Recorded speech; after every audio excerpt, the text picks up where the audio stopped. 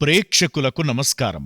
ఈరోజు జూన్ 10 చరిత్రలో చోటు చేసుకున్న ముఖ్యమైన సంఘటనలు తెలుసుకుందాం.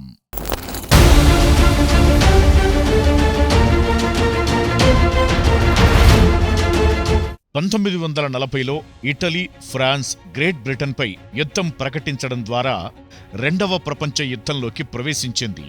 ఫ్రాన్స్ లొంగిపోయిన తరువాత ఇటలీ యుద్ధంలోకి ప్రవేశించింది. మధ్యధరా ప్రాంతంలో ఒక ప్రధాన శక్తిగా ఎదగాలనే ఉద్దేశంతో ఈ నిర్ణయం తీసుకుంది. ఇటలీ యుద్ధంలోకి ప్రవేశించడం వలన సుదీర్ఘమైన సంఘర్షణ జరిగి గణనీయమైన ప్రాణనష్టం సంభవించింది.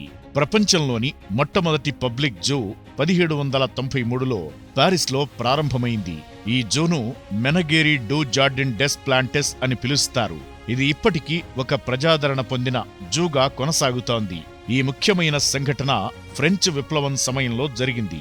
ప్రజలకు వన్యప్రాణుల గురించి అవగాహన కల్పించడం, శాస్త్రీయ పరిశోధనలకు వన్యజీవులను అందుబాటులో ఉంచడం, రాజవంశాల చెరలో ఉన్న జంతువులను సంరక్షించడం వంటి లక్ష్యాలతో ఈ జూను ప్రారంభించారు.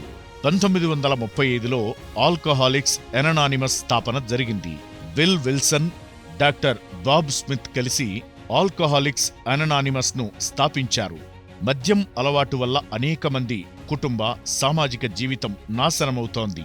అలానే బిల్, బాబ్ స్వయంగా మద్యపాన సమస్యతో బాధపడిన వారు కావడం వలన తమ అనుభవాల ద్వారా మద్యం నుంచి ఎలా బయటపడ్డారో ఇతరులతో పంచుకోవడం ద్వారా వారికి సహాయపడాలని ఆల్కహాలిక్స్ ఎనానిమస్ ప్రారంభించారు. 1986లో భారత క్రికెట్ జట్టు లండన్లోని లార్డ్స్ క్రికెట్ గ్రౌండ్లో ఇంగ్లాండ్పై తన తొలి టెస్టు విజయం సాధించింది.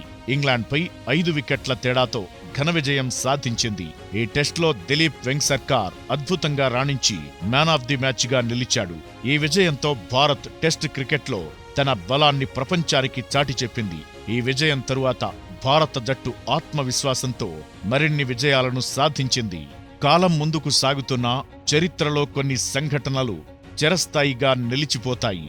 అలాంటి విశేషమైన సంఘటనలతో మళ్లీ కలుద్దాం. అప్పటి వరకు చూస్తూ ఉండండి PMC. ప్రతిక్షణం సత్యదర్శనం.